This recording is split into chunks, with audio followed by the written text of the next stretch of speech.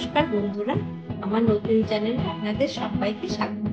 আজ আমি খুব পরিচিত একটি রেসিপি আপনাদের সাথে শেয়ার করব।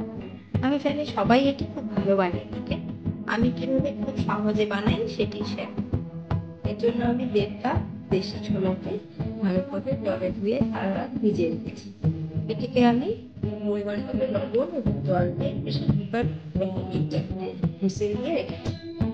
রাখবে 2 মিডিয়াম সাইজের পেঁয়াজ গ্যাসটাকে আমি ঢেকে রেখেছি। একটা ছোট আলুকে আমি কেটে রেখেছি। মিডিয়াম সাইজের টমেটো 4 থেকে 1 ভাগ নিয়েছি। একটা তেজপাতা, 1 চা চামচ লঙ্কা গুঁড়ো, 1 চা চামচ টেবিল চামচ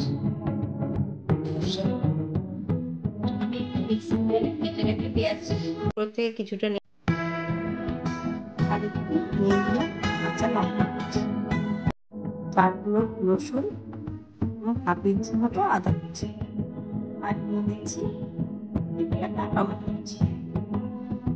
এবার এর মধ্যে আমি 1 চা চামচ জিরে গুঁড়ো অ্যাড করে দিচ্ছি, আর দিয়ে দিচ্ছি 1.5 চা চামচ শুকনো লঙ্কা। লঙ্কাগুলোটা আপনারা আপনাদের স্বাদ মতো বাড়াতে কমাতে পারেন। এবার আমি এর মধ্যে 2 টেবিল চামচ জল দিয়ে একটি স্মুথ পেস্ট বানিয়ে নেব। রেডি হয়ে গেছে আমার মশলা। এটা দিয়ে আমি রান্নাটা এবার আমি গ্যাসে কড়া বসিয়ে তার মধ্যে 2 টেবিল চামচ সরষের তেল দিয়ে দিলাম।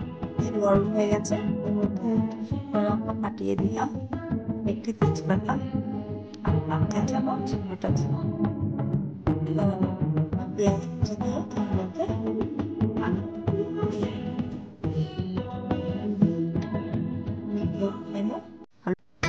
ভেজে নিচ্ছি। এবার আমি এর মধ্যে লবণ অ্যাড করছি, আর অ্যাড করবো 1 চা চামচ মতো হলুদ। এবার আরো 30 সেকেন্ড মতো নাড়াচাড়া করে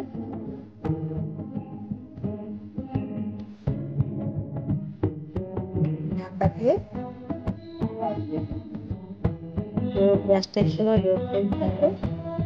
ঢাকাটি খুলে আবার একটু নাড়াচাড়া করছি। দেখুন ভাজা ভাজা হয়ে গেছে। এবার আমি ছোলাগুলো অ্যাড করে দিচ্ছি।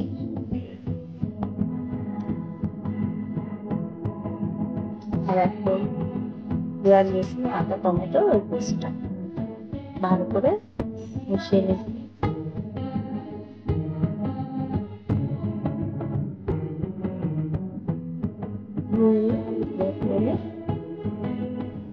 মশলাটা ভালো করে কষাবো।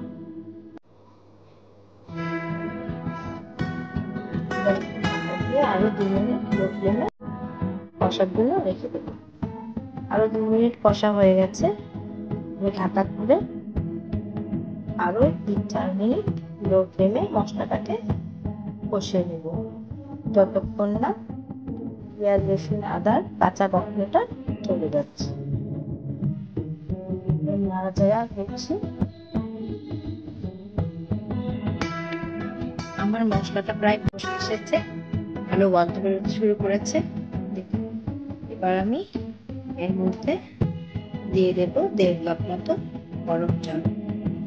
গরম জল ব্যবহার করে রান্নার স্বাদ ভালো হয়। এবার একটু মিশিয়ে নিই। আমি 1.5 চা চামচ মতো লবণ দিয়ে দিচ্ছি। আপনারা আপনাদের স্বাদ মতো লবণটা দেবেন। হয়ে উঠেছে, আমি ঢাকা দিয়ে আরো 5 থেকে 6 মিনিট উঠলে রেডি হয়ে যাবে আমার ঘুগনি। আমার রেসিপিটি যদি ভালো লেগে থাকে তবে অবশ্যই সাবস্ক্রাইব করবেন এবং পাশে থাকা বেল আইকনটি প্রেস করতে ভুলবেন না। আর লাইক, কমেন্ট, শেয়ার অবশ্যই করবেন। আবার হাজির হয়ে যাব নতুন কোনো রেসিপি নিয়ে। ভালো থাকবেন, সুস্থ থাকবেন।